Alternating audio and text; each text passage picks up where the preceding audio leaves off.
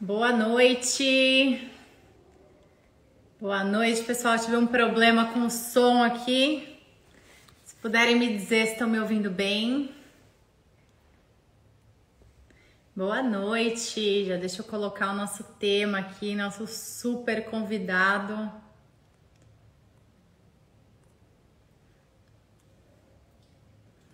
Boa noite, gente. Boa noite. Que honra, que alegria, que live maravilhosa que vamos fazer hoje. Eu estou emocionada.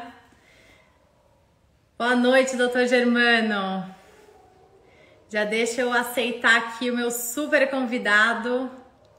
Sempre muito bom. Deixa eu ver se foi.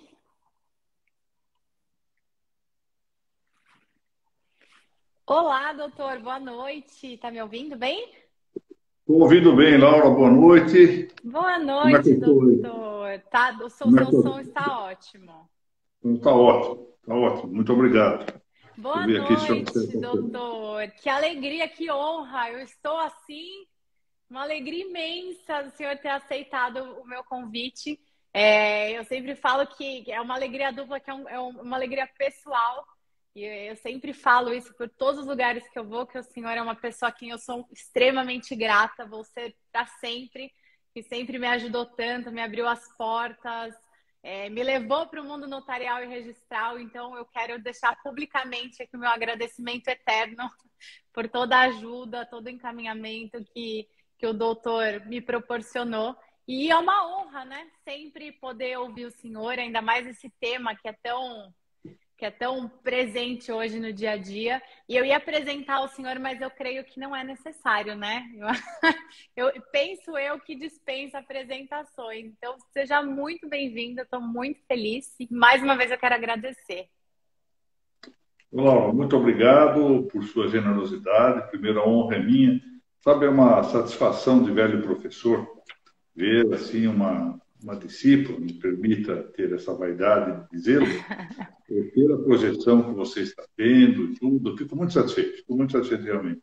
Ah, É como uma espécie obrigada, de doutor. conforto para a tarefa do dia a dia de quem tem a pretensão de ensinar alguma coisa. Se é que eu ensinei alguma coisa, Com você superou certeza. muitíssimo todas as expectativas. Estou muito bem. Imagino, doutor. Sou muito grata. Eu, eu quero agradecer muitíssimo o convite que você formulou. Estou muito honrado. E agradecer, já vejo aqui a presença de várias pessoas, algumas que eu não vejo há quanto tempo. Vi aí o nome da Ludmilla, meu amigo de infância, Jorge Sleiman, que é meu amigo de infância. Olha só. Então, aqui nem é da área do direito, mas aqui nem sei como é que ele ficou sabendo dessa Veio matar a exposição. saudade do senhor. Pois é, pois é. Muito bem. Então, Laura, podemos começar? Por favor, doutor, eu quero, como sempre, né, como discípulo, assistir, ouvir o que o senhor tem para falar. Esse tema aqui, quando eu convidei para a gente falar sobre algum tema relacionado a essa tecnologia, proteção de dados, obviamente ligada às notas e os registros, nós chegamos nesse tema e eu acho que não tem como ser um tema melhor, né? Ainda mais para ouvir o senhor falar, posto que, né, estamos vivendo nesse mundo cheio de tecnologia. As notas e os registros não fogem disso também, essa realidade está ficando cada vez mais latente. Então, convidei o senhor para ouvir o que o senhor tem a dizer desse futuro, o que vai acontecer, o que o senhor pensa sobre. Então, a palavra é toda sua. E eu, mais uma vez, como sempre, estou como aluna, doutor. Laura, muito obrigado. Olha, eu queria dizer o seguinte, como o tema tem uma potencialidade dispersiva muito grande, porque envolve muitíssimos aspectos, eu preferi aqui trazer algumas anotações para que eu não me disperse em demasia. Queria também dizer que é uma coisa curiosa, no ano de 2018, portanto, é isso que estou fazendo 4 anos, pela primeira vez eu tive a oportunidade de tratar desse tema da técnica, da tecnocracia, do tecnicismo, da tecnolatria, em um congresso que se realizou na Cidade do México. E lá fui realmente surpreendido favoravelmente pela presença de gente muito preparada, alguns, sobretudo pensadores europeus, que estavam já muito adiantados na meditação, porque nós no Brasil, às vezes, respondemos com uma década de atraso aos problemas que eles estão vivendo na Europa. De maneira que aprendi muitíssimo do contato com alguns professores europeus, alguns deles muito amigos meus e com os quais continuei a trocar ideias.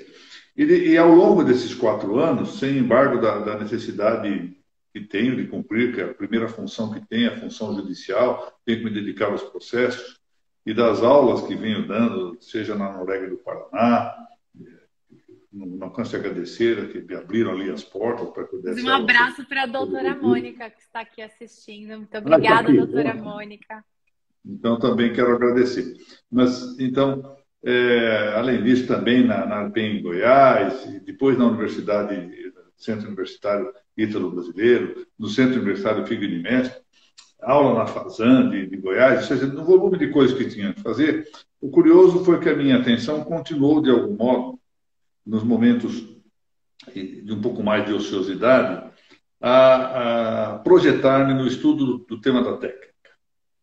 E de pensar na filosofia da técnica. Ou seja, procurei não me deixar abandonar a corrente ideológica tecnicista, tecnocrática. Eu penso que não sei demasiado falar tecnolátrica. Há uma verdadeira adoração da técnica. E que hoje está consagrada, sobretudo, por esses aderentes. Muitos deles, gente de boa intenção, eu não quero aqui em nada criticar em demasia ou fazer juízos de intenção das pessoas, mas que aderem a essa ideologia da quarta revolução industrial como se fosse algo incontível, algo fatal, fatídico. E a esse propósito, eu me lembro que já venho de outras e tantas gerações para trás, velho que sou, e quando eu era moço, eu estava na faculdade e tudo, eu ouvia alguns colegas, alguns companheiros de estudo, fazendo a afirmação de que o comunismo era inevitável. E aí depois eu compreendi que o inevitável só ocorre se não houver resistência. E, sobretudo, aprendi isso, sobretudo quando Deus não intervém na história para alterar esse inevitável. São as duas coisas que eu também devo dizer em relação à quarta revolução industrial. Eu dizer, não, ela veio para ficar, ela é inevitável. Não, ela é inevitável se ninguém fizer nada em contrário.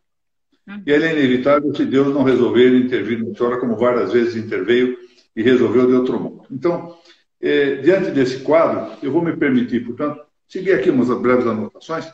À vontade. E que espero assim atenda a esse honroso convite que você me fez.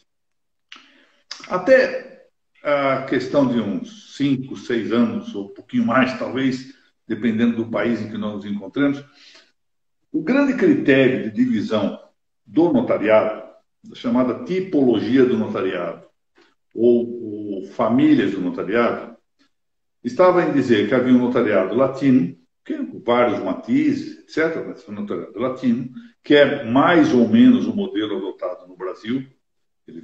O notariado brasileiro se vem deslatinizando há algum tempo já, mas, enfim, é ainda o nosso modelo. É um modelo muito mais extenso, porque, veja, são mais de 90 países que integram a União Internacional do Notariado Latino. O segundo notariado, a segunda família, o tipo de notariado, o notariado estatalista, também chamado de notariado administrativista, em que não há independência jurídica do notário, que é o notariado socialista. E o terceiro notariado corresponde ao modelo amplo da família anglo-saxã do notariado, que corresponderia mais ou menos, se nós quiséssemos fazer assim uma simplificação ideológica, a um modelo liberal de notariado. Bom, essa era a divisão que havia até, digamos aqui, por cerca de uma década, um pouco menos, dos notariados. Quando se fala, como é que se divide os notariados? Então, se divide assim, assim, assado. Acontece que, nos últimos tempos, e sem prejuízo de que essa divisão ainda cobre o seu valor, começou a haver uma outra forma de divisão do notariado. E essa forma de divisão do notariado já implicou uma fusão de elementos entre o notariado socialista e o notariado, chamemos-lo assim, liberal, impulsionado por aquilo que se tem chamado de turbocapitalismo. O que é o turbocapitalismo? O capitalismo gigantesco na mão de grandes corporações que passam, no fundo, aliás, fazendo uma aliança com os estados, a dominar toda a atividade econômica, se possível também toda a atividade social, e ingressar, intervir realmente na esfera dos cartões. E hoje, então, nós vamos chegando por meio da técnica, sobre a qual nós vamos falar alguma coisa, não só a um transnotariado, que já é uma realidade estampada em boa parte, até mesmo no Brasil, em boa parte do mundo, mas além desse transnotariado, hoje já se pode pensar em um pós-notariado, que provavelmente emerge de um modelo em que o notariado recebe uma forte intervenção estatal, mas, além disso, uma forte intervenção privatística, ou seja, na contramão do modelo que nós temos hoje. Qual é o modelo que nós temos hoje?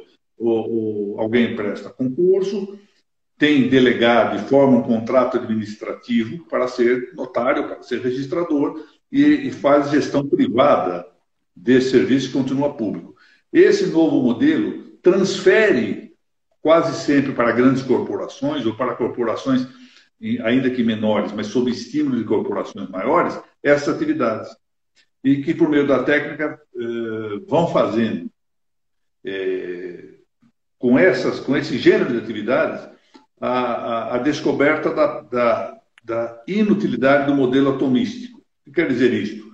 Para que eu devo ter cartórios isolados se eu posso ter um grande computador central que reúna todos os dados? Uhum. Para que eu vou precisar de um notário se eu posso preencher um formulário e um robô acertar a minha vida? É um problema de convencimento. Então, naturalmente, eu me oponho. Quem sou eu para me opor? Eu me oponho do ponto de vista de diário, do ponto de vista de doutrina, em defesa da tradição do notarial e do direito registral, a esses modelos que são modelos anômalos e que levam, como eu disse, à deslatinização do nosso notariado, mais ou menos, dependendo do grau. Então, vamos avançar nessas ideias. Acontece que o grave problema que se encontra à raiz do tema do transnotariado e também do pós-notariado vai além das questões extrajudiciais, vai além do campo das atividades, até das atividades jurídicas. Criou-se, na verdade, aquilo que eu designei como soteriologia mundana. O que quer dizer soteriologia mundana? Uma doutrina de salvação da humanidade tipicamente mundana. Vamos admitir aqui, o judaísmo tem lá a sua crença na salvação. O cristianismo tem a sua crença na salvação. Como é que se salva a humanidade no cristianismo? Bom, pela fé em Cristo e pelas boas obras. Ótimo. Nós criamos aqui uma soteriologia mundana. Como é que nós vamos salvar a humanidade? Por meio da técnica. A técnica salvará. Nós temos visto alguns modelos, daqui a pouco eu vou falar no primeiro caso efetivamente real de um cyborg ou ciborgue no mundo, que está propondo exatamente isso. Uma pessoa que anda com uma antena, que recebe dados na cabeça, tem dentro da cabeça partes técnicas e está pregando efetivamente a fusão do homem com a máquina. Precisa superar aos poucos a humanidade e adiante superar o próprio homem. O homem não precisa existir, só existirá a máquina. Bom, portanto, a ideia do transnotariado está ligada à ideia do transhumanismo. Então, vamos ver que não é uma coisa que surge inocentemente, só para melhorar as atividades das notas, para torná-las mais úteis, menos úteis, etc., para melhorar ou piorar a atividade dos registros, não. Não é só a ganância econômica que faz com que alguns grupos se assenhoreiem dessas atividades e, a pretexto de generalizar as informações, passem a, na verdade, reunir aspectos financeiros, mas não é isso, nem a ganância do poder. Não, aqui há uma base ideológica de fundo que é o transhumanismo e que é o pós-humanismo também. Então, vamos avançar nisso. Nós sabemos, isso não é novo. Primeiro, consideremos um ponto que me parece de grande importância. Há algumas coisas na natureza que têm utilidade imediata. Por exemplo, pense assim, o ar tem uma utilidade imediata, não depende de nenhuma atividade nossa que o ar possa ser utilizado por nós. A água também, embora depois se tenha inventado a canalização, a higienização da água, etc., etc., como também como um elemento para cobrar o uso da água. Mas a água e o ar são utilidades imediatas que a natureza nos propõe. Da mesma sorte, por exemplo, a luz. A luz, o sol nos dá essa luz imediatamente, não precisamos de nenhuma atividade. Agora, outras coisas dependerão de alguma atividade humana. Esses próprios elementos que eu acabo de utilizar, se eu desejo ter luz quando o sol não está iluminando e quando eventualmente a lua não sirva bastante, eu preciso criar um meio que é um produto, é uma indústria do homem, que nos leva que a luz que está aqui me iluminando é uma indústria humana. Se eu, embora o ar seja uma utilidade imediata, se eu pretendo, por exemplo, usar, como agora na peste que nos afrontou, usar as tais ventilações não invasivas, os ventiladores não invasivos, eu preciso de uma técnica para isso. Uhum. Se eu preciso de coisa simples, por exemplo, se eu apanhar a água é um produto, é algo de utilidade imediata, mas se eu quiser usar a água oxigenada, eu preciso ter alguma atividade. Então, a técnica surge como um desenvolvimento da razão humana. E a verdade é que hoje, se nós imaginarmos essa ideia do transhumanismo e do pós-humanismo, ela já vem da mitologia. Se nós formos pensar lá nos sátiros, na esfinge, na Medusa, no deus que raptou a Europa, nós vimos que eram figuras híbridas de homem e algum elemento, se bem que ali é animal, mas eram já figuras híbridas. Hoje, o que nós estamos diante dos nossos olhos é uma fusão entre, de um lado, o homem e, de outro lado, a tecnologia. E, curiosamente, já que eu agora há pouco falava do cristianismo, lembremos-nos que um capítulo do livro do Apocalipse, nos versículos 16 e 17 do capítulo 13, há uma referência praticamente, digamos, como se fosse uma leitura dos dias atuais. Bom, vamos então aqui considerar um pouquinho o que é a técnica, para que não se diga que essa manifestação, que tenta ser uma especulação sobre a técnica, seja contrária, ao revés, a técnica é necessária para o homem. Mas vamos ver quais são os limites que se impõem com temperança. Uhum. Eu começo aqui lembrando uma frase muito interessante de um autor colombiano, ele também é um autor magnífico, é um autor, sobretudo, aforístico, escrevia com pequenas sentenças, e quase sempre com um ar irônico, um ar sarcástico. Um autor interessante chamado Nicolás Gomes Dávila. Quem gosta muito desse autor é o nosso querido amigo, seu também, Dr. Josué. Ele gosta muito. E o Nicolás Gomes Dávila, como eu disse, um autor colombiano, participa há bastante tempo, em um livro chamado Escolhos a um Texto Implícito, diz o seguinte, que os três inimigos do homem, diz ele, são o demônio, o Estado e a técnica. Para se ver que ele coloca ali, olha, a técnica e o inimigo não. Então, digamos o seguinte, não é um aviso contra toda a técnica, mas é um aviso contra a mala praxis, ou seja, com a mala técnica, com a má técnica, com o uso da técnica de maneira desbordada, de maneira inadequada. Porque essa é a questão, a técnica, ao lado da política e da religião, sempre foram elementos constitutivos da civilização humana. Nós vamos, por exemplo, nós vamos ver um livro extraordinário sobre a história da cidade, que é o livro do Lewis Mumford, por assim dizer, o Catatal, que é esse livro do Lewis Mumford, que é imperdível, chamado A Cidade na História, é uma tradução brasileira muito boa. Ele diz isso, não se pode pensar em cultura, não se pode pensar em civilização, sem ao mesmo tempo pensar em política, religião e técnica. Nunca houve nenhuma civilização, nunca houve nenhuma cultura que não tivesse esses três elementos. Muito bom. O problema, há um outro autor que eu gostaria muito de considerar aqui, porque é um autor importante, nosso, autor brasileiro, que foi o professor Heraldo Barduí. O Heraldo Barduí foi um professor aqui de São Paulo, foi professor da Universidade Católica de São Paulo, e um grande filósofo, um dos melhores filósofos que nós tivemos no Brasil.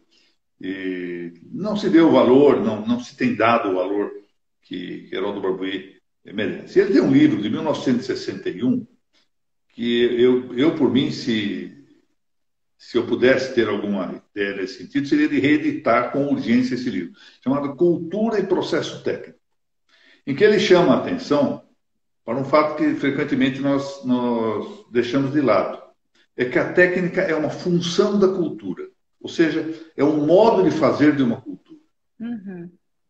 De maneira que, com o tecnicismo, que agora já não é propriamente a técnica, mas é um abuso da técnica, nós vamos chegar a uma inversão. Por quê? Porque em vez de a técnica ser função da cultura, é a cultura que passa a ser função da técnica. Já não tem sentido cultura sem técnica. E aqui, então, se põe de modo diferente. Um autor importante, num livro chamado A Literatura em Perigo, que é outra obra que eu recomendo muitíssimo que se leia, muito interessante, de Sertan Todorov, lembrava a propósito da arte, aqui a ideia de arte entendida como destreza e observação de determinadas regras, uma modalidade de técnica também, dizia que nos regimes políticos totalitários, aí esse é o ponto, começa a ver essa importante referência da técnica, ou melhor dito, do tecnicismo, da má técnica, aos regimes totalitários, a técnica está a serviço de um processo ou de um projeto utópico, dizer. Qual é esse projeto? Pela técnica, fazer uma sociedade inteiramente nova. Pela técnica, fazer um homem totalmente novo. Isso aqui é a quarta revolução industrial. O que a quarta revolução industrial está pregando é isso. Façamos uma sociedade totalmente nova, de gente submetida a um controle social o mais intenso possível, e façamos também um homem novo que será exatamente esse homem híbrido, metade técnica, metade ser humano ainda, ou seja, uma fusão entre a técnica e o homem. Bom, há uma coisa muito interessante para a qual eu fui chamado a atenção há alguns anos, e é que a técnica, por algo deve haver isso. A técnica foi fundada na cidade dos homens. Aí está, vamos lá, vamos ver o que é isso, que nos projeta alguma visão teológica sobre a técnica. Logo após o episódio em que Caim mata Abel, há a fundação da cidade dos homens. É uma separação da cidade de Deus e da cidade dos homens. Na cidade de Deus virá a descendência de Adão com Sete. Na cidade dos homens, Caim terá como filho Enoque, e aí a sua descendência. E é na cidade dos homens, portanto, na civilização chamada da cidade dos homens, que vão surgir os primeiros elementos de técnica. Jubal inventa a cítara e a flauta. Pode ser também a harpa. E o irmão dele, Tabal Caim, faz as ferramentas de cobre e de ferro, que são instrumentos cortantes. Bom, claro que não se quer dizer com isto, claro, é preciso entender isso, que não quer dizer com isto que a técnica seja um mal, porque foi criada pela cidade dos homens e não na cidade de Deus. Não.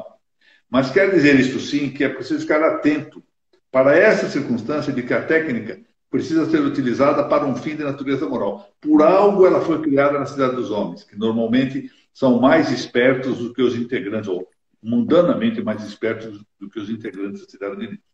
Bom, então há aqui o risco, há um autor contemporâneo chamado Álvaro Calderón, que num livro muito interessante diz isso, ou seja, há o risco aqui de uma cultura da soberba humana. A técnica, exatamente porque é criada na cidade dos homens, que é a cidade da soberba, que é a cidade que Caim renova a inspiração do primeiro pecado, tanto dos anjos quanto do primeiro pecado adâmico, vai nos levar a essa ideia de soberba, a substituição das leis de Deus e da natureza pelas leis do homem, as leis da técnica. Bom, não é aqui o caso de... Só estou fazendo aqui essa referência teológica e religiosa, mas não é o caso de prosseguir nesta nossa live sobre esse assunto, várias vezes milenar, de conflito entre o reinado social no âmbito do reinado social e político. Mas eu queria lembrar que esse autor que eu acabo de mencionar, Lewis Mumford, na Cidade da História, diz que esses progressos técnicos, ele falava isso do século XX, hein? Mas ele havia visto a Segunda Guerra Mundial, a Primeira e a Segunda Guerra Mundial, consiste numa degeneração do poder urbano, diz ele. É uma degeneração do poder da cidade. Eu trouxe o texto aqui, vou ler, é rapidinho.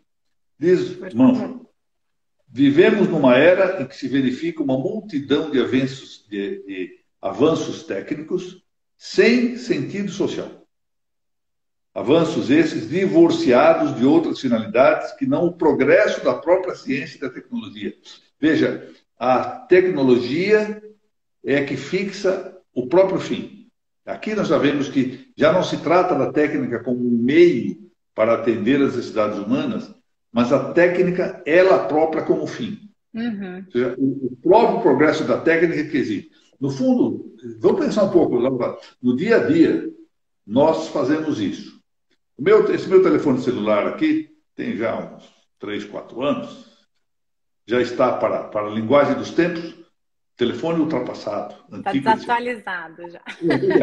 Mas eu recebo chamadas por ele, consigo fazer lives como essa, tão honrosamente aceita por mim para atender aí esse convite generoso da Laura, por ele. Mas veja, ele está superado. Depois disso, já 3 ou 4 mudanças. E para que essas mudanças? Para atender exatamente a algumas coisas. Ganância financeira, conquista de mercado, portanto, dinheiro, e outra coisa, desenvolver o consumismo e simplesmente estabelecer progresso técnico.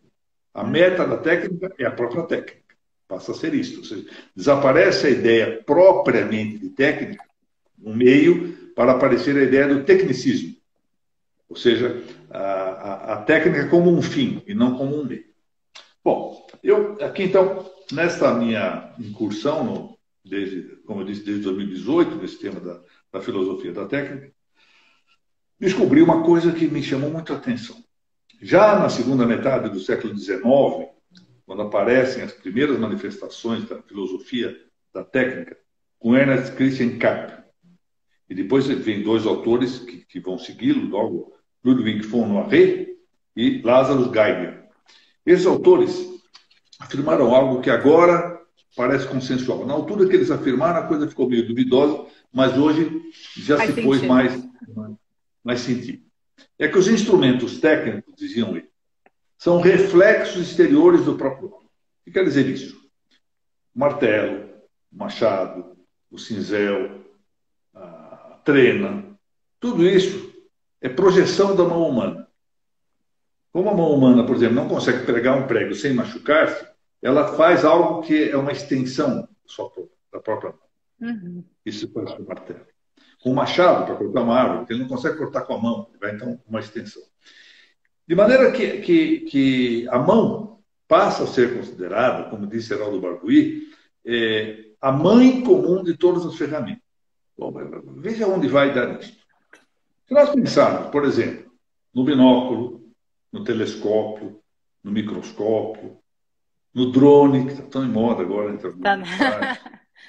São reflexos projetados do quê? Da visão humana. Uhum. São os próprios olhos refletidos nessas ferramentas. Se nós pensarmos no alto-falante, no rádio, que são projeções da audição humana. Os livros, os nossos livros aqui, os nossos computadores, incluído o telefone celular, que é um computador. Que outra coisa são essas máquinas que não o sentido interno da memória sendo projetado? São auxiliares da memória. Uhum. Nós temos uma prova fácil de ver isso, Laura, que eu sabia, ainda sei, o telefone do meu tempo de menino, que era o telefone da minha avó.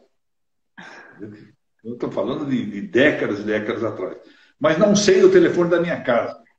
Não sei o telefone da minha mulher. Não sei sabemos mais o telefone de ninguém. Por quê? Porque a minha memória se expandiu e ela está substituída pela memória do telefone. Uhum. Entendeu?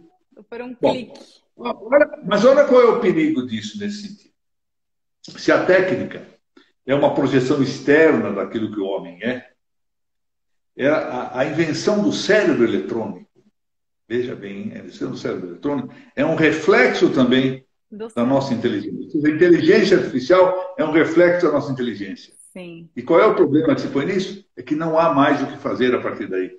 Quando nós atingimos o ápice, o mais importante do homem, que é a sua inteligência, a inteligência que é uma potência que vem da essência da alma, emanada da essência da alma, já não há mais nada como reflexo a esperar do homem.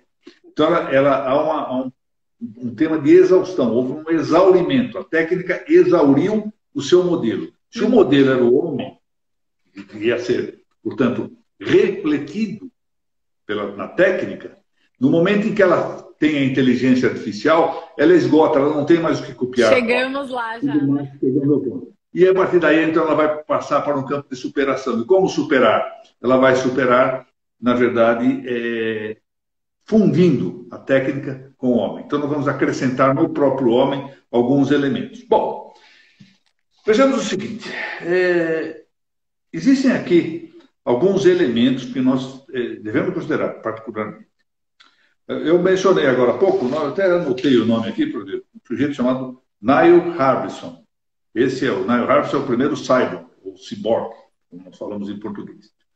Ora, o cyborg, ou cyborg, ainda podia ter alguma coisa de ser humano. Se nós lembrarmos do filme, não é do seu tempo, mas não sei se você assistiu o filme chamado Cyborg, antigo, era um tipo de corrida imensa, tinha uma velocidade imensa, era um misto de homem com aparatos técnicos. De hoje já há alguém assim, de algum modo. Havia sempre alguma coisa, era um homem prolongado. Ou seja, havia já nele alguma coisa ultra-humana, mas mantinha alguma coisa do seu organismo, mantinha alguma coisa de ser humano. Então, nós temos que ver, avançar, qual é exatamente a ideia que está à raiz do transhumanismo e já tendendo até mesmo para um pós-humanismo, quando não haverá mais homem, simplesmente máquina. Meu Deus. Um autor chamado Bruce Sterling escreveu certa vez isso que eu vou ler aqui. Olha. Tudo que pode ser feito a um rato pode fazer-se a um ente humano. Tecnicamente é possível, claro. Aí diz ele, prossegue, e nós podemos fazer quase tudo quanto aos ratos. Quer dizer que pode fazer também quase tudo quanto aos homens. Ou seja, é a desaparição, realmente, da distinção entre homens e ratos. Uhum. E é claro, porque o transhumanismo tende a considerar as coisas dentro de uma perspectiva materialista. Esse é o problema. E o que for possível fazer, se fará. Não há preocupações de natureza moral, não há preocupações de natureza espiritual, caso algum. Bom, como é que nós vamos, então, porque nós temos que encontrar um ponto efetivamente sensato no tratamento da técnica. Há umas recentes meditações, de pelo menos 2 autores, eu estou trazendo aqui, um autor húngaro, János Frivaldsky, e um autor chileno de grande envergadura, José Luiz Widoff, que é filho de um dos maiores metafísicos, se não o maior metafísico do continente, o Juan Antônio Widoff.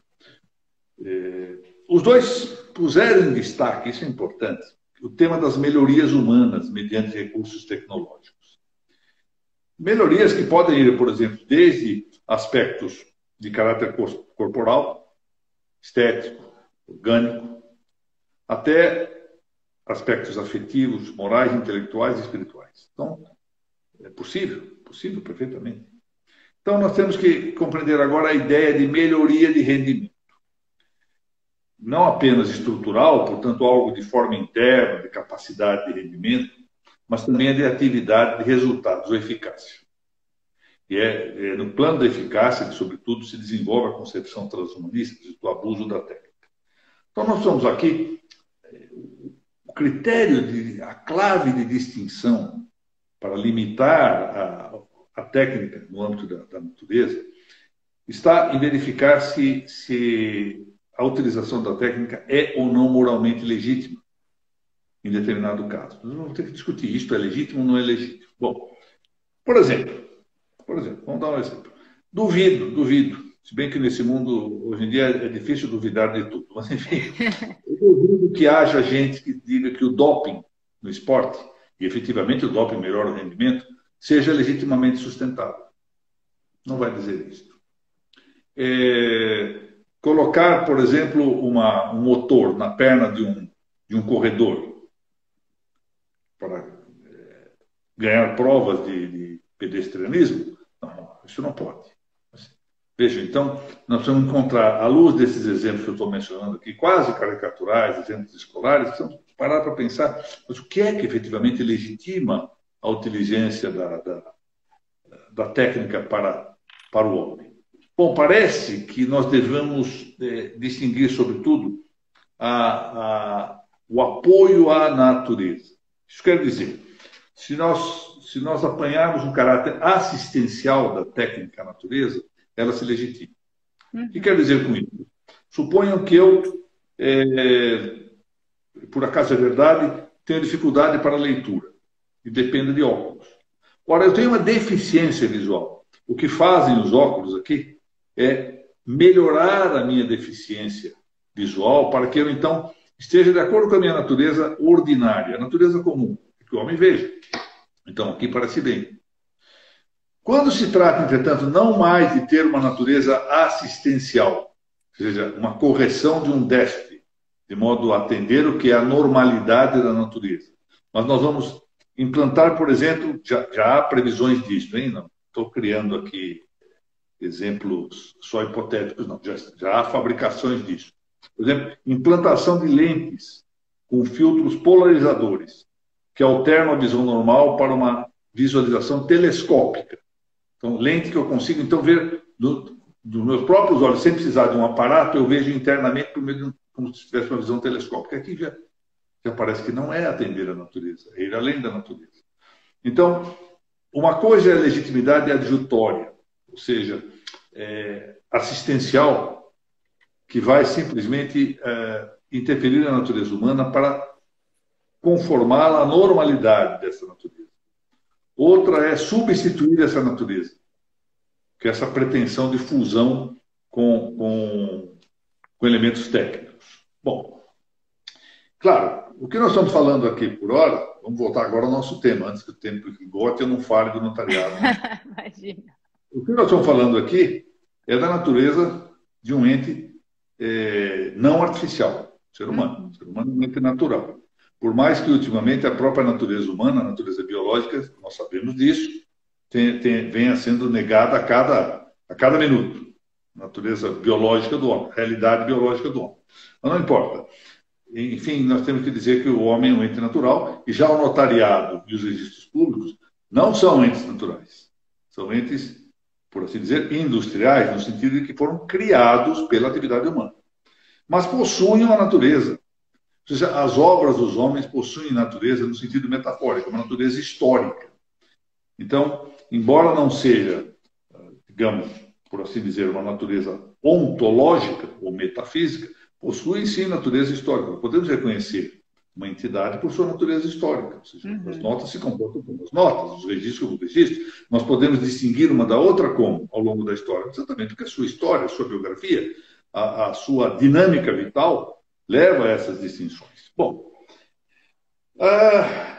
como é que nós descobrimos a essência desses entes artificiais? Bom, nós descobrimos a essência desses entes artificiais pela razão do seu ser, pela sua finalidade. Eu não vou aqui descer em considerações, até mesmo pelo tempo que nós temos disponível, e eu, eventualmente, quero esperar que haja alguma pergunta, que, quem sabe, esteja à altura de tentar responder, minudenciar essas questões. Mas apenas avancemos o seguinte, porque é um consenso doutrinário que o notariado latino se apoia em 3 pilares. Isso é consensual. O primeiro pilar, domínio, sobretudo, da retórica entre as artes liberais, porque os escribas foram estudar nas escolas, isso é sabido, nas escolas monacais, depois nas escolas palatinas, catedralícias, claustrais, e ali aprenderam as 3 primeiras artes liberais, e, em particular, entre elas, a arte da retórica. Então, o antecessor do notariado latino é alguém que domina a retórica, domina praticamente a retórica. O segundo elemento, importantíssimo de considerar, é a especialização, que não foi 6, 7 séculos depois desse início do estudo do trivium pelos escribas, que foi a especialização que eles obtiveram graças ao influxo da Universidade de Bolonha.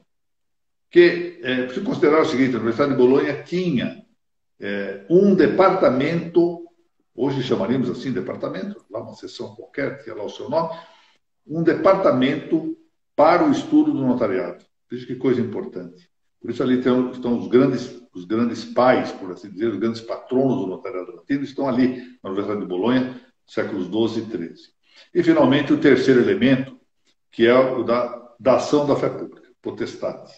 E dar a fé pública, que foi delegado pelo poder político aos notários. Agora, atenção para algo que eu preciso dizer.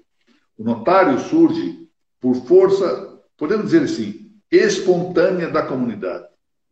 Os notários não surgem por ação do Estado. O Estado, a única coisa que faz é consumar a atividade ao delegar a potestade da fé pública. Mas as duas primeiras características são episódios de gestação espontânea da comunidade. Uhum. Então, o que nós vamos ver é exatamente isso. Ou seja, a comunidade é que precisa do notário. A comunidade é que leva o notário a estudar nas escolas monacais para aprender a retórica e precisa de alguém retórico. É a comunidade que quer esse notário, esse escriba especializado. Então, isso não surge do Estado. Portanto, com esses três fundamentos, nós temos caracterizado o notariado latino. Não é outra coisa o notariado latino que exatamente o produto dessa realidade histórica. Muito bem, vamos avançar aqui. Agora vamos passar exatamente para a desconstrução do notariado que se dá por meio, nesse momento, do tecnicismo, da tecnocracia, da tecnolatria, como eu disse. Bom, são três pilares históricos, conforme eu já disse. Esses são os chamados fundamentos originantes. Em latim se diz fundamenta ingenita, ou seja, os fundamentos que dão origem ao notariado. E desses resultam outros fundamentos que vão se acrescentando sob o modo de princípios. É por isso que nós podemos falar numa principiologia notarial, que são os chamados fundamentos resultantes, ou fundamenta derivata, em latim. Fundamentos derivados. Então, são esses princípios, que são fundamentos derivados, e aqueles fundamentos originantes, aqueles três primários, que dão toda a fisionomia do notariado. O notariado é isto, ele não é algo criado, não é uma coisa que vamos reunir aqui, vamos formar um novo notariado latino. Não. O notariado latino tem várias e várias dezenas de anos, centenas de anos de existência, séculos e séculos que dão a sua fisionomia. Como esse episódio muitos sabem, a primeira vez que eu ouvi falar em notário na vida foi verificando a biografia de Luís de Camões, quando descobri que ele havia estudado com Petrarca, havia sido influenciado por Petrarca, e descubro que Petrarca era filho de Petraco, famoso notário florentino. Eu sabia o que era florentino, mas não sabia o que era notário. Fui aprender no dicionário e descobri. E aí então se descobre que lá pelo século XI, século X, século IX, VIII, etc., já havia essa figura. Já havia isto. Isso não é a criação do dia a dia. Não é meia dúzia de parlamentares que se reúnem, legisladores que se reúnem, vamos criar uma coisa chamada notariado. Não. Isso é um instituto, uma instituição histórica. Portanto, nesse nosso mundo pós-moderno, em que há uma predominância, sabidamente, do ceticismo e de um antifundacionalismo, o resultado, na verdade, leva a uma recusa, no fundo, em distinguir uma possibilidade meramente imaginária, de um lado, e a realidade das coisas, a realidade histórica das coisas. E, portanto, não vamos pretender, diante desse estado de coisas, encontrar um fundamento racional para a preservação das realidades. Então passa a ser uma luta amoral. E quem tem mais poder, quem tem mais potestade, ganha nesse tipo de embate. Nada obstante, essa verdadeira euforia principialista que tomou conta dos nossos tempos e tem nos levado ao ativismo em toda parte, nós temos que considerar os princípios, se nós quisermos, sensatamente os princípios, se nós quisermos manter, ao menos, a fisionomia do nosso notariado.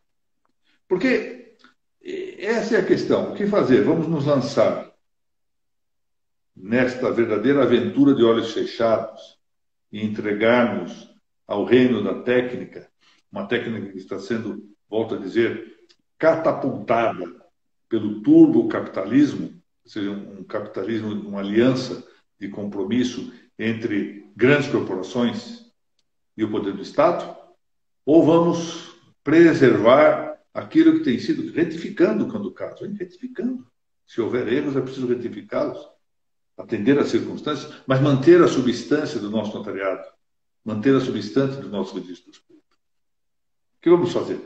Preferimos, então, lançar-nos a uma aventura de olhos fechados? Bem, como eu estou dizendo, o transnotariado e o transregistro apresentam duas peculiaridades. Uma é que ambos são segmentos de uma ideologia revolucionária. Não é próprio do notariado, ou próprio do registro que está ocorrendo, não. Eles respondem a uma ideologia, como eu disse, de base, a ideologia transhumanista, que hoje está, sobretudo, realçada pela chamada Quarta Revolução Industrial. Uma verdadeira distopia que aí está. E a segunda nota, que é a que nos interessa mais de perto, é que esse projeto de caráter revolucionário está apoiado no desenvolvimento tecnológico. Seja como irmãos siameses. Não é possível pensar nesse segmento de ideologia revolucionária transhumanista e pós-humanista, portanto, levando ao transnotariado e ao transregistro, sem pensar ao mesmo tempo nesse desenvolvimento tecnológico. É a tecnologia que vai nos levar a isso. Uhum. Portanto, não é uma simples desconstrução ou deslatinização do que aí está, mas também isso representa um neoconstrutivismo. Desconstrói-se e vai se construindo uma outra coisa para o lugar disso.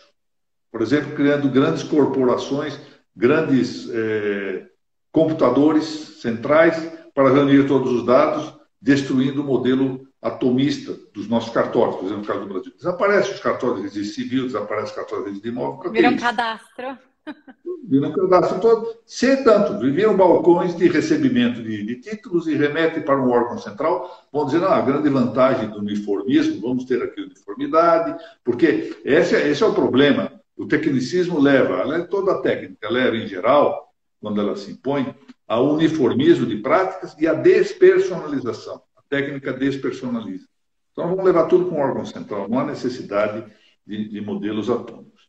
Então, o que eu chamo a atenção aqui é que o transnotariado e o transregistro são ressonâncias segmentares dessa ideologia, que não é só uma ideologia da técnica, como diz Thomas Kuhn, com toda razão, mas é uma ideologia tecnocrática. Qual é essa diferença entre a técnica e a tecnocracia? É que a tecnocracia é uma gerência técnica. Os gerentes, aqueles que conhecem a técnica, são os gestores das entidades que deveriam ter a sua substância preservada. Um exemplo assim concreto. Uma coisa é a técnica, por exemplo, em um cartório. Vamos pegar um cartório de registro de imóveis e ali vamos substituir a pena de ganso por máquina de escrever. Mas à frente nós vamos substituir a máquina de escrever por um computador. Está ótimo. Vamos substituir por registro eletrônico. Está ótimo. Mas quem mantém a gestão jurídica e política dos cartórios? O titular, que é um jurista. Esse é o ponto. Não, doravante, o titular já não sabe mexer mais naquilo. Essa é a tecnocracia. Quem manda são os gerentes técnicos. A pretexto de que eles têm os meios, eles passam a controlar também os fins. Eles ditam os fins. Essa é a diferença entre o mero uso da técnica e a tecnocracia. Os técnicos Doutor, se me permite, eu lembro que o senhor uma vez contou uma história sobre algum sistema novo que havia no tribunal e o senhor queria colocar uma questão e o técnico falou que o senhor não podia. Eu acho que Foi bem lembrado. Eu vou até contar isso aqui. Eu era juiz do Tribunal da Sala Criminal, saudoso Tribunal da Sala Criminal. O melhor tempo da minha carreira foi quando eu estava nesse tribunal. Naquele tempo, os votos ainda eram impressos em papel, e eu então trazia para casa os acórdãos e assinava, fazia uma rubrica na frente do voto, virava e passava um traço no anverso para mostrar que ela estava em branco. Para fazer isso 500 vezes, eram 500 movimentos repetidos de riscar na parte de trás. Foi quando eu descobri que um desembargador do Tribunal de Justiça, o saudoso desembargador Dino de Santos Garcia, foi corregedor-geral da Justiça, eu tive a honra de ter sido juiz assessor da corregedoria nesse período, ele assinava já diretamente atrás. Não assinava, não fazia rubrica na frente. Ele disse, puxa, isso vai me poupar 500 traços riscos. e eu vou assinar tudo atrás. E comecei a fazer isso. Isso ainda não era no alçado criminal. Isso foi eu era substituto ainda. Isso foi no segundo alçado. Aí veio o setor do tribunal e disse, o senhor não pode fazer isso. Por que eu não posso? Porque nós vamos ter que tirar 2 cópias, isso aqui não pode, o nosso serviço, etc. E eu, como era juiz auxiliar, substituto de segundo grau, fiquei quieto e aceitei. Mas aí eu fui para o alçado criminal. Olha só o alçado criminal. Cheguei lá, descobri que estavam subindo os processos como recurso de habeas corpus. Não, isso não é recurso de habeas corpus. Isso aqui é remessa de habeas corpus. Isso é remessa. Remessa não é recurso. O recurso é interposto pela parte. Outra coisa. É uma questão do juiz. E passei, em vez de escrever recurso, passei nos meus votos escrever remessa ex officio. Então, vem o setor informático do tribunal. O senhor não pode fazer isso. Como é que eu não posso fazer isso? Não, o senhor não pode porque precisa colocar recurso, senão nós não podemos registrar. Eu falei, mas isso não é um recurso, isso é uma remessa. Mas o senhor tem que colocar de outro modo. Por que eu tenho que colocar de outro modo? Não, porque nós não temos casa para fazer o lançamento do nosso sistema. Eu não tenho casa. Por isso criem a casa. Mas se dá muito trabalho, isso não é problema meu se vai dar trabalho. Eu quero fazer o certo. A atividade dos senhores na técnica é atividade de meio. Eu é que tento buscar a finalidade fim, que é distribuir justiça. E aí eles criaram a tal casa. Mas quantas vezes nós, na vida, não cedemos Somos a ideia de que a reféns, técnica né? a técnica passa a editar tecnologia. Então, a técnica vira tecnicismo, porque ela passa a editar as finalidades, a técnica domina a gestão das coisas, então é a tecnocracia, ou seja, como o nome está dizendo, é a força da técnica, a potestade da técnica, e ela vira também tecnolatria, ou seja, pessoas, por exemplo, que adoram imaginar-se substituídos por robôs. Eu vejo alguns amigos diletos até que ficam realmente emocionados, imaginando que um dia vão ter uma antena plantada na cabeça, vão receber sinais diretos no telefone sem precisar teclar, coisas do gênero. Ou seja, manifestamente excessos. Eu sou uma fã da tecnologia, sou bem fã, eu adoro, mas eu confesso que até para mim, às vezes assusta um pouco, né, algumas coisas. Até foi lembrado aqui nos comentários que o próprio Bill Gates, né, pessoas que são Steve Jobs, pessoas super inteiradas em tecnologia, disseram do perigo da inteligência artificial, de perdermos, né, o rumo, de perdermos algo nesse caminho com a inteligência artificial e ela nos dominar de alguma forma, né? A gente não sabe o que pode acontecer. Então, Laura, quando eu comecei a fazer 4, 5 anos, esse mesmo gênero de crítica que estou fazendo aqui, rapidamente, logo me disseram que eu era inimigo da técnica. É uma pergunta que eu ia fazer para o senhor. O quão contra a tecnologia o senhor é? 2 coisas que eu queria mencionar aqui a propósito. O primeiro juiz no Estado de São Paulo, a usar um computador, fui eu. Olha, não porque eu quisesse, não imagine que eu quisesse, porque eu tinha um cunhado, que morreu há pouco tempo, que tinha uma grande afeição pela aquela altura, isso de 1980 e pouco, estava começando. Eu tinha à minha frente um Spectrum, tela verde, ligar meia hora para carregar, levava. Eu fui o primeiro a utilizar isso. Meu Deus. Primeiro. E sou até hoje, já faz aí acho que uma década, o supervisor do Departamento de Gestão do Conhecimento Judiciário do Tribunal de São Paulo.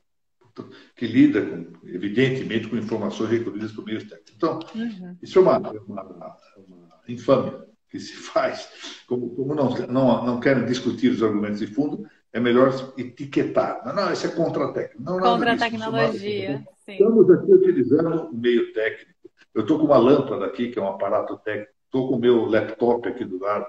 Não. Essa é uma acusação indevida. Mas o que eu não sou é nem tecnicista, porque reconheço que a técnica é um meio e não um fim, menos ainda tecnocrático.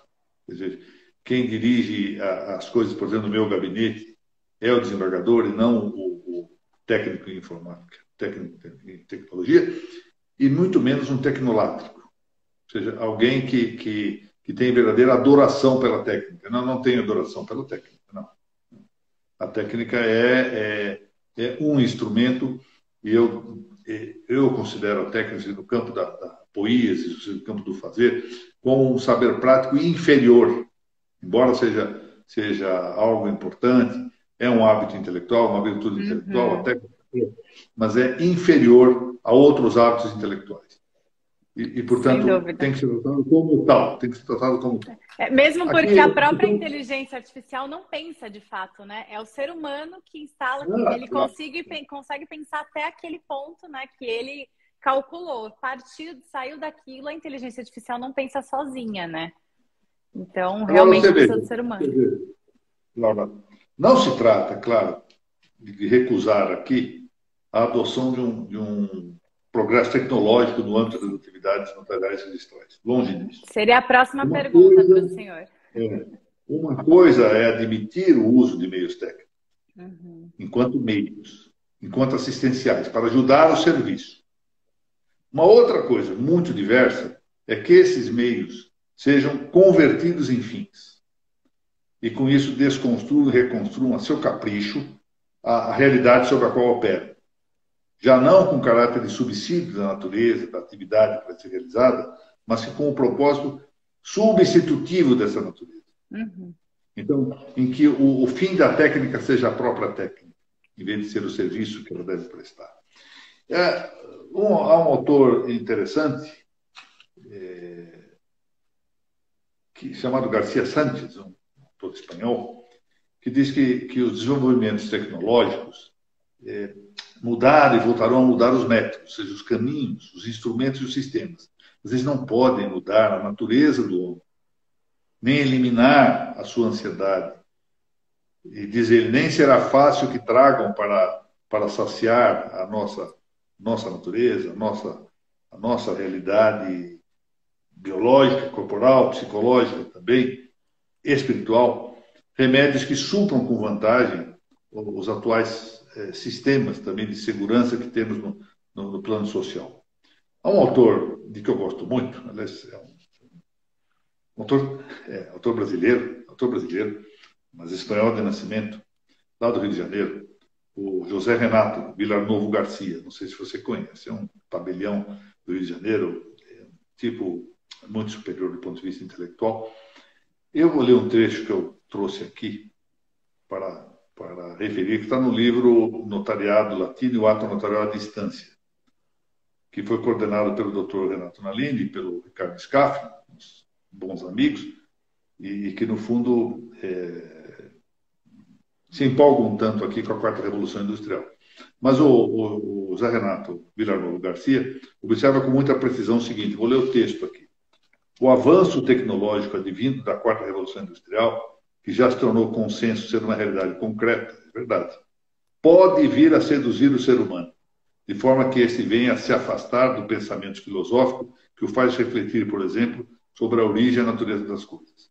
O movimento disruptivo não pode ser o bastante a destruir paradigmas essenciais da função notarial. Está muito bem dito isso, está muito bem dito. Bom, qual é o problema maior na hora que eu vejo? É que o maior problema das novidades, sabe qual é? É o de serem novidades. Esse é o problema.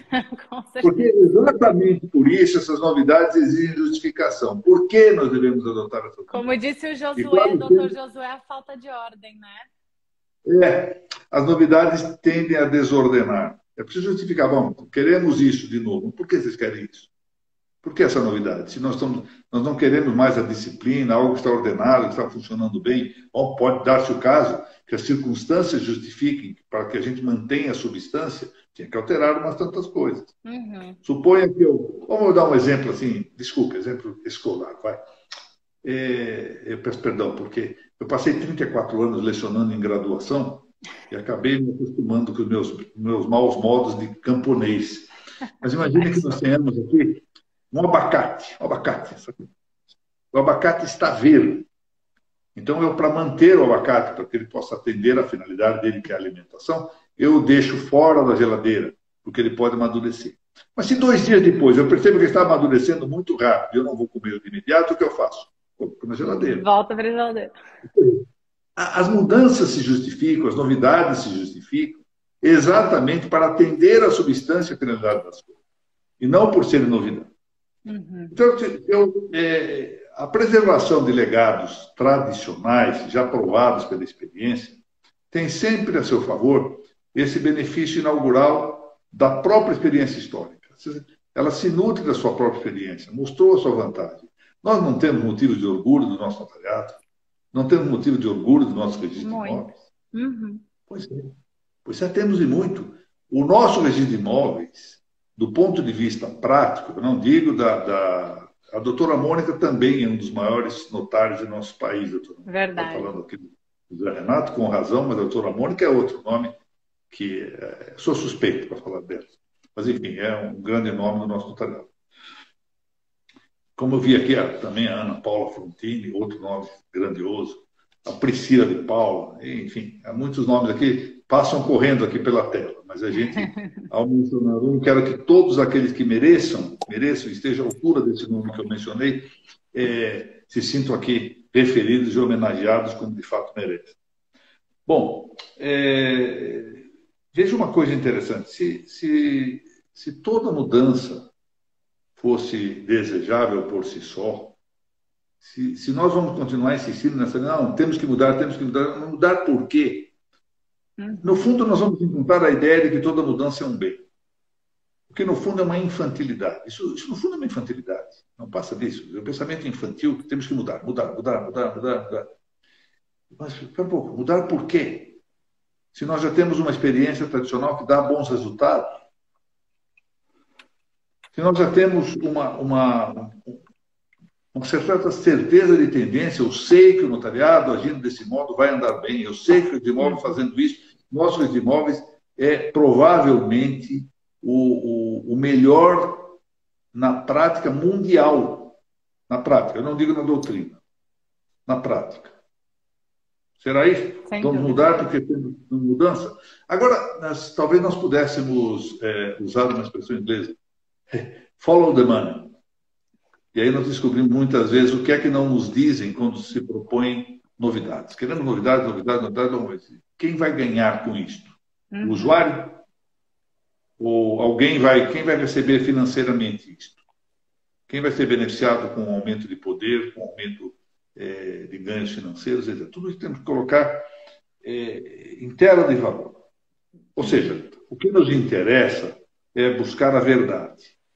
Nós devemos lutar pela verdade. Se a verdade nos impõe que devamos usar a técnica para alguma melhoria nas notas e nos registros, desde que mantida a sua substância, desde que venham a produzir os resultados esperados dessas inscrições, ótimo, adotemos essas mudanças.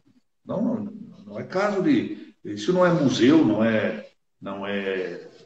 necessidade de conservar, enfim...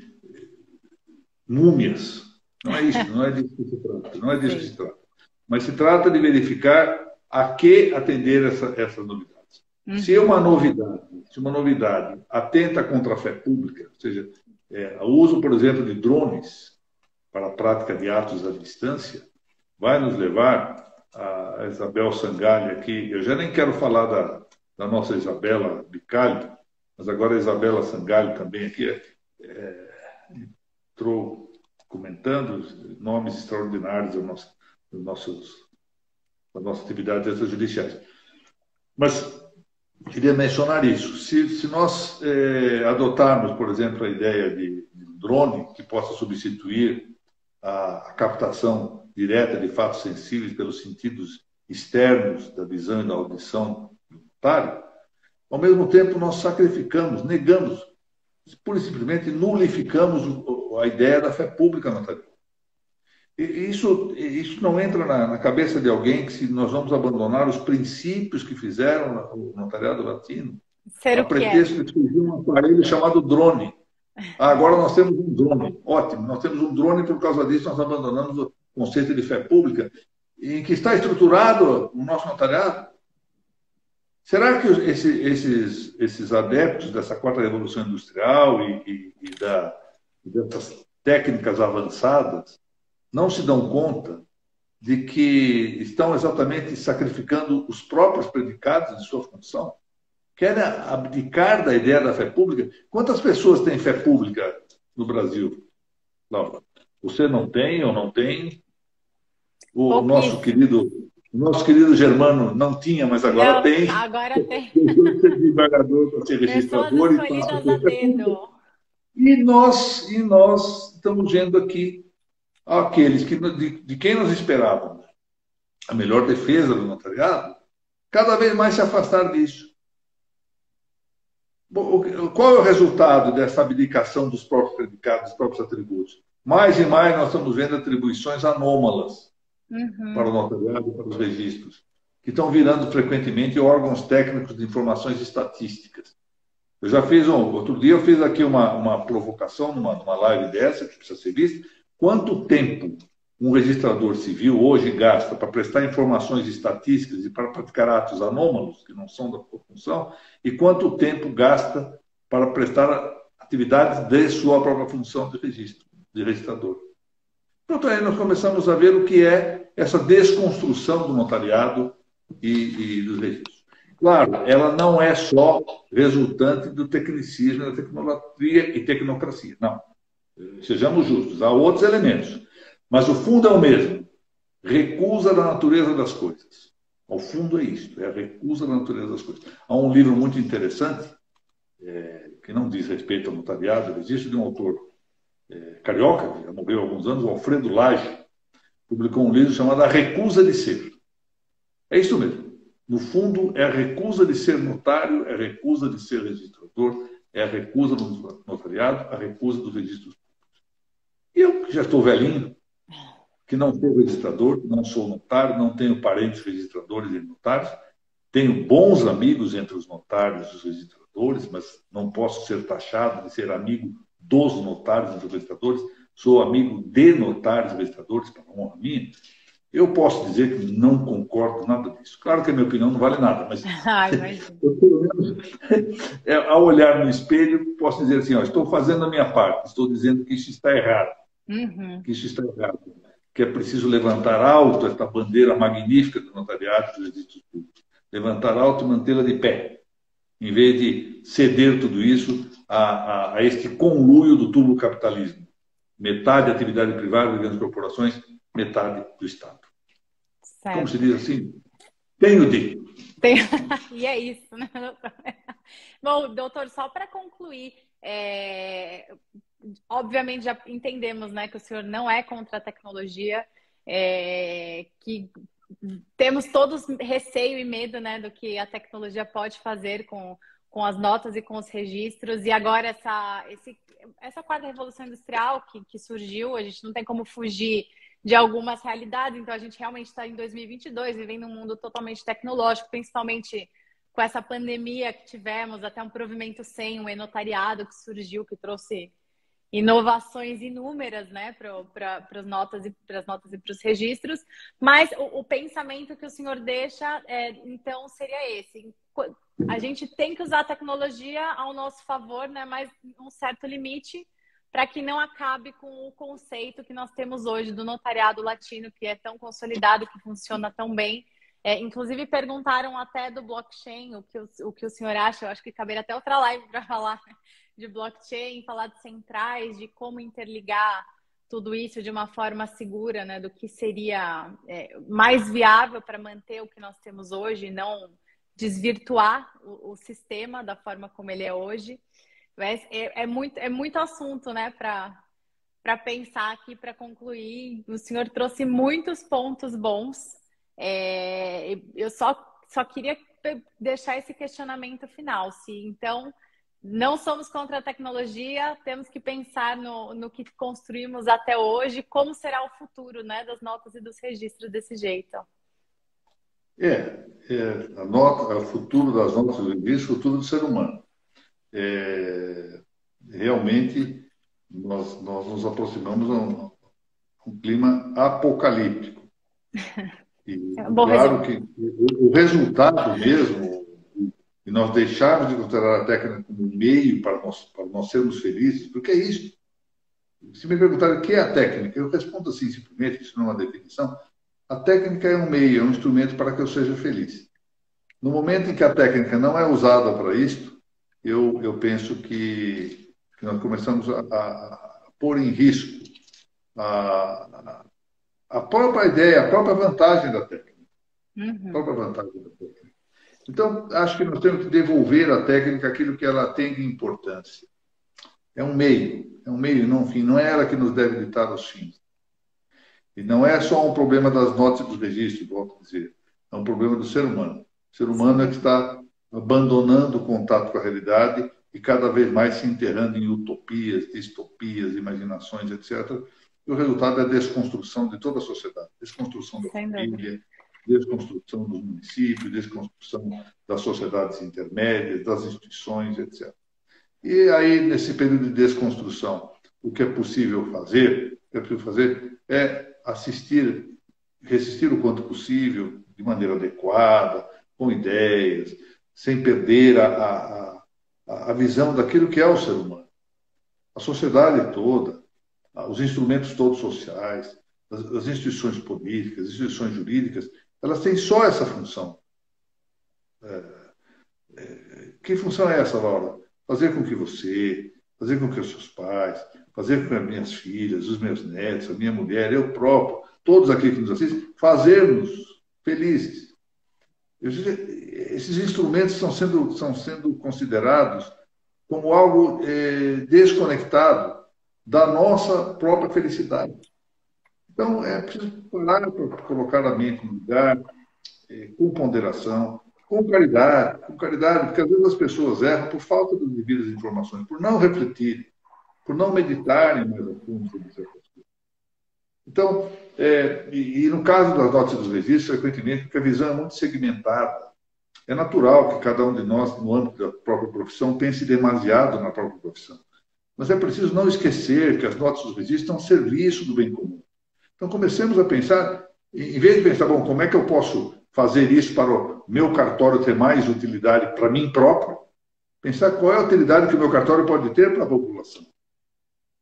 Então, se nós começamos a pensar isso, eu penso que nós podemos avançar um tanto e temos um pouco de esperança. Mas não somos, essa é a coisa que me sou forçado a dizer, nós não somos destinados para esse mundo. Então, nós temos que pensar também naquilo que se considera como elemento da nossa salvação, da nossa escatologia. Então, é isto. Nós, enfim, temos que pensar um pouco as coisas subespécie eternidades. Sobre a espécie, portanto, da eternidade. Não pensar em aquelas pequenas coisas miseráveis com que nós nos defrontamos no dia a dia. E quando nós começamos a pensar mais alto, Gustavo Corsão dizia isso: para fazer medições, a melhor coisa era olhar para o céu, para olhar para alguma estrela, porque aí conseguia medir na Terra. Exatamente isso. Quando nós começamos a pensar mais alto, nós começamos a ver algumas coisas para resolver o nosso dia a dia, essa nossa miséria da vida. Doutor, queria só repassar uma última pergunta para o senhor. Sei que o senhor já está cansado, veio de outra live já o dia inteiro. A doutora Aline Miranda, um abraço para a doutora Aline. Nossa querida magistrada. Exatamente. Ela perguntou se a digitalização do notariado ameaça a manutenção como função pública. A sua manutenção como função pública, né? Eu não vejo diretamente. A minha preocupação, eu estou vendo aqui o doutor Matheus Garcês, a quem quero apresentar minha saudação. Também vi aqui a Patrícia. Quanto tempo que eu não vejo a Patrícia Biggs? Minha saudação também. eu queria dizer o seguinte, a doutora Aline, que é um grande nome, que por mim ainda estaria na área do registro, porque tinha muita vocação por aí, você ainda vai voltar para lá. Eu acho que o problema não está efetivamente em que vai desaparecer a função pública, se bem entendi a indagação, mediante o uso da técnica e da digitalização. A minha preocupação, neste momento, no caso concreto do Brasil, porque isso pode variar de um país para outro, é que, da forma como nós estamos avançando, nós não temos muito sentido hoje em que haja a existência do sistema atomizado de cartórios. Eu não vejo razão de ser. Num primeiro momento, falo isso em relação aos registros. Se nós criarmos um grande organismo nacional, com um grande computador de grande porte, nós vamos sediá-lo em Brasília, ou outra grande capital, Curitiba, Belo Horizonte, Rio de Janeiro, Porto Alegre, etc. Eu fico a perguntar, então no Nordeste, né, São Luís do Maranhão, né, Fortaleza, eu fico a me perguntar por que é que nós temos que ter um cartão de registro imóvel para receber títulos. Eu posso mandar por via eletrônica para um órgão central. Então, esse é o problema. Nós vamos desaparecer. E o que faz? Está aí o desembargador Marcelo Teodósio, a quem apresento minhas melhores saudações. Grande Marcelo Teodósio, vai largar minha câmera. Estou tentando ver se encontro um modo de mantê-lo mais tempo lá. Gosto muito Não dele. acredito. Filho do grande desembargador. Não, ele vai ser promovido, é por isso. Filho do grande Entendi. desembargador Walter Teodoro. Então, o que me parece que convém nós pensarmos é que vai desaparecendo mais e mais a figura do jurista. Uhum. E vai se levando com um volume de uniformismo a uma prática espartilhada. Então não haverá variação despersonalizada. Já não haverá O tabelião ocasião de para... aldeia, doutor. Como é? O tabelião de aldeia. Tabelião de aldeia. Essa figura, exatamente, você lembrou bem, Laura. Tabelião de aldeia, se eventualmente alguém não ouviu falar desse assunto, é uma personagem de um livro do Alfonso Daudet. E o que é o tabelião de aldeia? É a pessoa autorizada, um notário, né? Autorizado que se mete em todos os assuntos da comunidade. Todo mundo vai falar com ele, porque precisa da prudência dele, do conselho, da precaução que ele vai dar, do conhecimento. Ele tem confiança, é alguém que não mente, é alguém que vai... E isso vai desaparecer. Nós vamos lidar pura e simplesmente com o computador central, não temos nem com quem falar.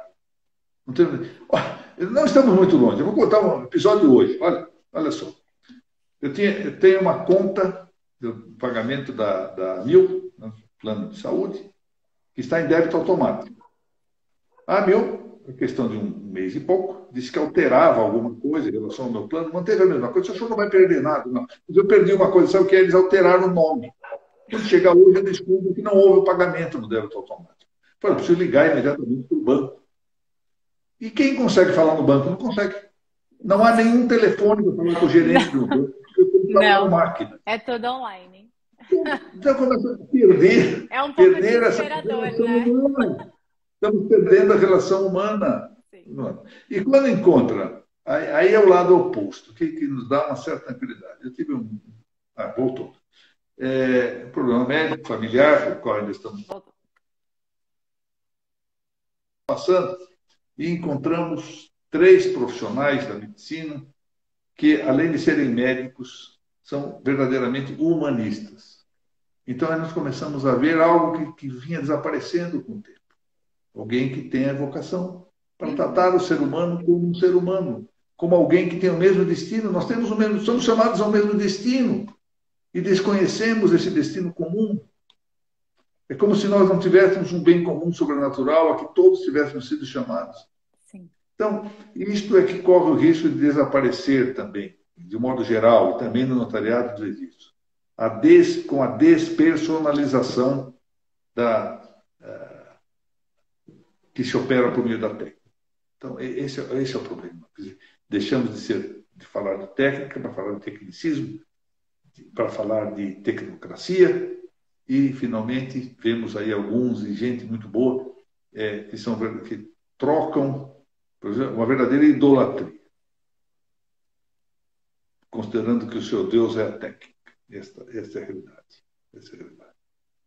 E vamos fazer o que é possível, né?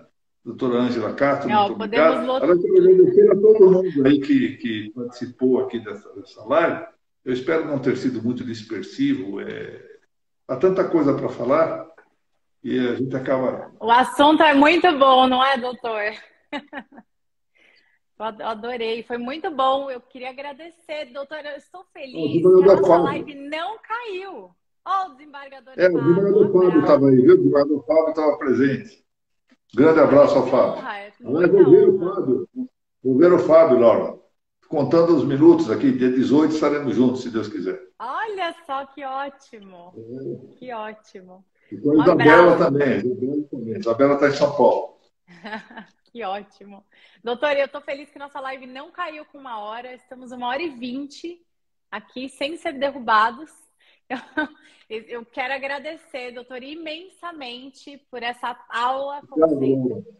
Foi muito bom. Eu tenho certeza que todo mundo gostou bastante também. Os comentários aqui, a audiência. Pessoal, muito obrigada por assistir, por estarem aqui ouvindo essa aula magnífica do doutor. E sensacional, doutor. Só gratidão, como sempre. Foi um prazer enorme, uma honra imensa. E muito obrigada por participar. Muito obrigado. Eu quero aqui, só ao me despedir, além de voltar a saudar a Isabela, a Isabel Sangali, a Mônica, aproveita, a Amanda, todo mundo que participou aqui, o Fábio, o desembargador Marcelo Teodósio, tanta gente boa que esteve por aqui. Pedir licença para agradecer muitíssimo a participação aqui do meu amigo de infância, o Jorge Sleiman, que ficou até o final. Ele não é nem da área do direito, mas ficou. Estava com saudade, Muito bem. Laura, muito obrigado, viu? Obrigada, senhor. Imagina. Você é um modelo de simpatia também e sabe conduzir muito bem isso, não é? Imagina, parabéns doutor. Aqui. Também um abraço para a Mariana, muito obrigada. A Mariana fez propaganda hoje da aula nas claves notariais. Doutora Kátia. Os 36 que estão aqui, eu queria citar. Um por um. Obrigado, muito obrigado. Obrigado, Laura. Obrigada, gente. Boa noite. O Mauro, pois é, o Mauro, eu não posso deixar de contar. Um dia eu quase ia pegando o violão numa reunião na Itapema, e aí quando chega o Mauro, eu vi que ele pegou o violão e falei, vou ver o Mauro tocar um pouco. Quando eu vi que o Mauro toca, perguntaram, você quer tocar? Não, eu não toco violão. Não. Toca violão, muito grande. É ótimo. É excelente. Muito bom. O doutor toca violão e canta ainda, hein, pessoal? Só para deixar um spoiler aqui. Vamos fazer uma live para o doutor cantar para a gente. Muito obrigado, Laura. Boa noite, pessoal. Obrigado, doutor. Tchau, tchau. Recomendações de casa. Obrigado.